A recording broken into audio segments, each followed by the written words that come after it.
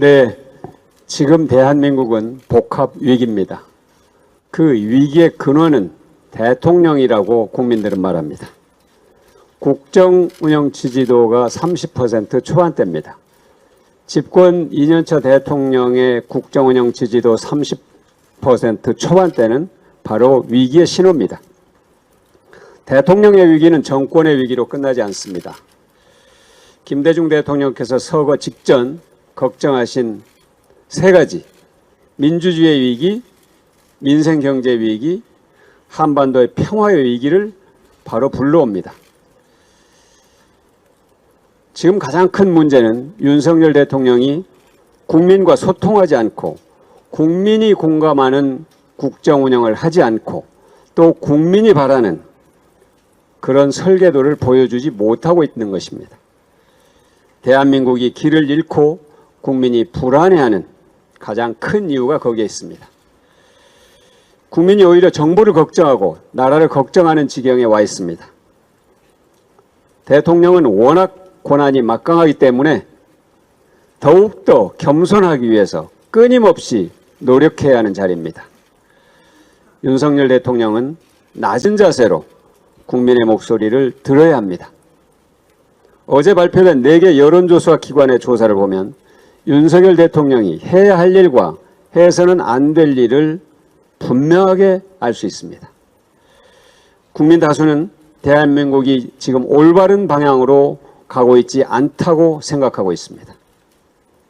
후쿠시마 핵물질 오염수 해양 투기가 해로울 것이라는 국민이 4분의 3에 이릅니다.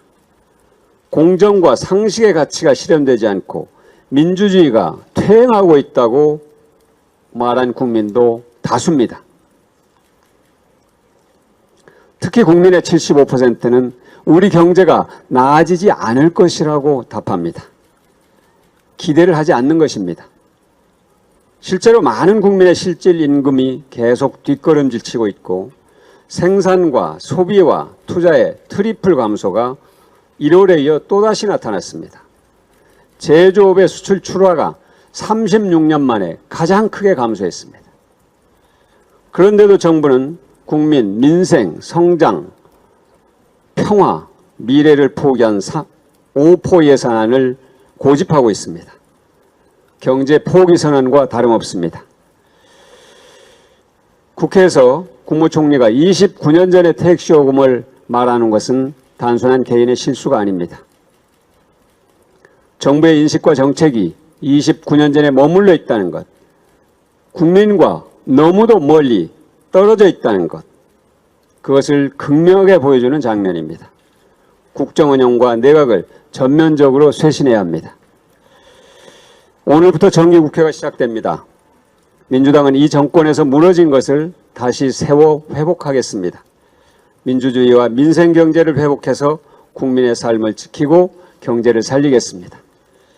민주당은 국민과 함께 민주주의를 지켜온 민주정당으로서 윤석열 정부의 역주행 폭주를 바로잡아서 반드시 민주주의를 회복하겠습니다. 그리고 외환위기를 극복하고 벤처경제를 일으킨 경제정당으로서 내수 회복과 투자 회복과 성장 회복의 3대 정책을 통해 반드시 민생경제를 회복하겠습니다.